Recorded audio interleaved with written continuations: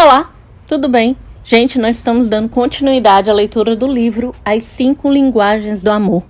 Meu nome é Ivana Gomes e esse é o áudio de número 36. O casamento não deveria ser assim. Desde minha primeira visita ao West Palm Beach, na Flórida, muitos anos atrás, sempre recebo feliz os convites para apresentar seminários sobre casamento naquela região. Conheci Pat e Patsy numa dessas ocasiões. Eles não eram nativos da Flórida. Poucos os são. Mas viviam ali havia mais de 20 anos e se sentiam em casa. Uma igreja local promoveu meu seminário. E, ao sair do aeroporto, o pastor me informou que Pat e Patsy haviam pedido que eu passasse a noite na casa deles. Procurei parecer animado, mas sabia, por experiência, que tal pedido normalmente significa uma sessão de aconselhamento até altas horas da noite. Enquanto o pastor e eu entrávamos naquela grande e bem decorada casa em estilo espanhol, fui apresentada a Patsy e a Charlie, o gato da família. Ao dar uma olhada na casa, tive a sensação de que A. Os negócios de Pat iam muito bem. B. Seu pai lhe deixara uma grande herança. Ou C. Ele estava afundado em dívidas. Mais tarde, descobri que meu primeiro palpite estava correto.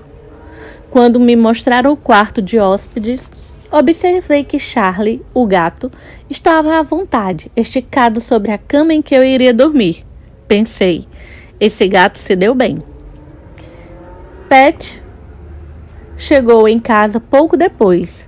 Comemos juntos um lanche delicioso e combinamos de jantar depois do seminário. Várias horas depois, durante o jantar, fiquei esperando pelo início da sessão de aconselhamento. Ela nunca aconteceu. Em vez disso, descobri que Pat e Patsy formavam um casal saudável e feliz.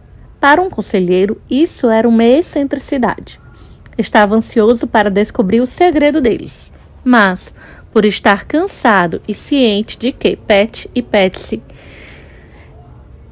precisariam me levar ao aeroporto no dia seguinte, decidi fazer minha avaliação quando estivesse me sentindo mais desperto. A oportunidade surgiu durante o trajeto até o aeroporto, a cerca de 45 minutos de distância. Pat e Patsy começaram a me contar sua história. Nos primeiros anos de seu casamento, eles tiveram dificuldades enormes. Ambos cresceram na mesma vizinhança, frequentaram a mesma igreja e se formaram na mesma escola. Os pais tinham estilo de vida e valores similares, e Pat e Patsy tinham muitos gostos semelhantes. Os dois gostavam de tênis e de velejar, e era normal falarem sobre seus vários interesses em comum. Pareciam possuir todos os atributos que tradicionalmente garantem um número reduzido de conflitos no casamento. Os dois começaram a namorar no último ano do ensino médio. Cursaram universidades diferentes, mas se viam com frequência. E se casaram 3 semanas após ele receber seu diploma de administração e ela o de sociologia. 2 meses depois mudaram-se para a Flórida, onde Pat havia recebido uma boa proposta de emprego. A 3.000 quilômetros do parente mais próximo, podiam desfrutar de uma lua de mel sem fim. Os 3 primeiros meses foram excitantes. Mudança, procura de um novo apartamento, desfrute da vida a 2. Estavam casados havia 6 meses, quando Patsy começou a sentir que Pat se afastava dela. Ele trabalhava até tarde e em casa. Passava tempo considerável à frente do computador. Quando Patsy finalmente expressou a sensação de que ele estava se afastando, Pat lhe disse que não a estava evitando, mas que buscava se manter no topo em seu emprego. Disse que ela não entendia a pressão que ele enfrentava e quão importante era ele se sair bem no primeiro ano de trabalho. Patsy não ficou feliz, mas decidiu-lhe dar-lhe espaço. Patsy começou a fazer amizades com outras esposas que moravam no mesmo condomínio. Tornou-se habitual, ao saber que Pat trabalharia até mais tarde, ela saía para fazer compra com suas amigas, em vez de ir direto para casa depois do trabalho. Às vezes ela não estava em casa quando Pat chegava. Aquilo o irritava profundamente e ele a acusou de ser descuidada e irresponsável. Patsy replicou: "Quem é o irresponsável aqui? Você nem sequer me telefona para dizer quando chegará em casa. Como posso esperá-lo aqui se nem mesmo sei a que horas você vai chegar? E, quando chega em casa, passa o tempo todo naquele computador idiota. Você não precisa de uma esposa. Tudo de que precisa é um computador." Então Pat respondeu: "Eu preciso muito de uma esposa. Você não entende? É exatamente essa a questão. Eu preciso muito de uma esposa." Mas Patsy não entendeu. Ela estava extremamente confusa. Em sua busca por resposta, Patsy foi à biblioteca pública e analisou diversos livros sobre casamento. "O casamento não deveria ser assim", raciocinou ela. "Preciso encontrar uma resposta para a nossa situação." Quando Pat ia para a sala do computador, Patsy pegava seu livro. De fato, em muitas ocasiões ela lia até a meia-noite. Ao ir para a cama, Pat a observava e fazia comentários sarcásticos como: "Se você lesse tanto assim na universidade, teria tirado nota 10 em tudo." Patsy respondia: "Não estou na faculdade, estou num casamento e neste momento ficaria satisfeita se tirasse nota 7. Pat, ao ir dormir, sem muita coisa, além de uma breve olhada para o lado. No final do primeiro ano, Patsy estava desesperada. Ela já havia mencionado o assunto antes, mas dessa vez disse calmamente a Pat: "Vou procurar um conselheiro conjugal. Quer vir comigo?" Eis a resposta de Pat: "Não preciso de um conselheiro conjugal. Não tenho tempo para ir a um conselheiro conjugal. Não tenho dinheiro para pagar um conselheiro conjugal. Então irei sozinha." "Tudo bem, afinal, é você quem precisa de aconselhamento." A conversa acabou ali. Patsy se sentia totalmente sozinha, mas na semana seguinte marcou a consulta com um conselheiro conjugal. Depois de 3 sessões, o conselheiro ligou para Pat e perguntou se ele estaria disposto a conversar sobre o casamento. Pat concordou e o processo de cura teve início. 6 meses depois, eles saíram do consultório do conselheiro com um novo casamento. Perguntei a Pat e a Patsy: "O que vocês aprenderam com o conselheiro que transformou seu casamento?" Pat respondeu: "Em resumo, Dr. Chapman, aprendemos a falar a linguagem do amor um do outro." O conselheiro não usou esse termo, mas durante sua palestra de hoje, as luzes enfim se acenderam. Minha mente retornou à nossa esperança, à nossa experiência de aconselhamento, e percebi que foi exatamente isso que aconteceu conosco. Finalmente aprendemos a falar a linguagem do amor um do outro. "Então, qual é a sua linguagem do amor, Pat?" perguntei. "Toque físico", disse ele sem hesitação. "Com certeza é toque físico", confirmou Patsy. "E a sua, Patsy?" "Tempo de qualidade, Dr. Chapman." Era isso que eu queria naqueles dias em que ele passava o tempo todo no trabalho e no computador. "Como você descobriu que toque físico era a linguagem de amor de Pat?" "Levou um tempo." Pouco a pouco, essa percepção começou a aparecer nas sessões de aconselhamento. No início, acho que nem o próprio Pat havia percebido. "Ela está certa", disse Pat. "Eu estava tão inseguro quanto a minha autoestima que levou uma eternidade até eu me dispor a identificar e reconhecer que a falta do toque dela fizera que eu me afastasse. Nunca disse a ela que queria ser tocado. embora estivesse gritando por dentro para que ela se aproximasse e me tocasse. Durante o namoro, sempre tomei a iniciativa de abraçar, beijar e segurar as mãos, mas ela sempre respondeu bem. Sentia que ela me amava, mas depois de nos casarmos, houve momentos em que a procurei fisicamente e ela não correspondeu.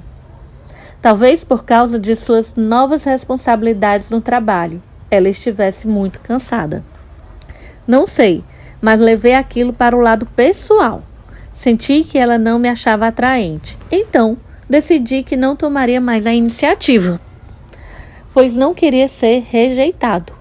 Assim, esperei para ver quanto tempo se passaria até que ela tomasse a iniciativa de me beijar ou de me tocar de alguma forma. Certa vez, esperei durante 6 semanas até que ela me tocasse. Era insuportável. Eu me afastei para evitar a dor que sentia quando estava com ela. Sentia-me rejeitado e indesejado. Não me sentia amado. Então Patsy disse. Não fazia ideia do que ele estava sentindo.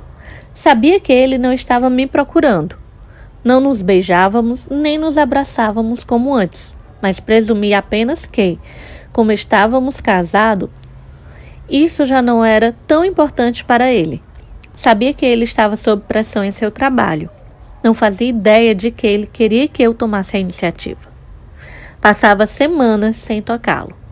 Isso não me passava pela mente. Eu preparava as refeições, mantinha a casa limpa, cuidava das roupas e tentava não atrapalhá-lo. Honestamente, eu não sabia o que mais poderia fazer. Não conseguia entender seu afastamento ou sua falta de atenção comigo. Não é que eu não gostasse de toque. Acontece simplesmente que isso nunca foi tão importante para mim. Passar tempo com ele, receber a atenção dele, era o que me fazia sentir amada e apreciada.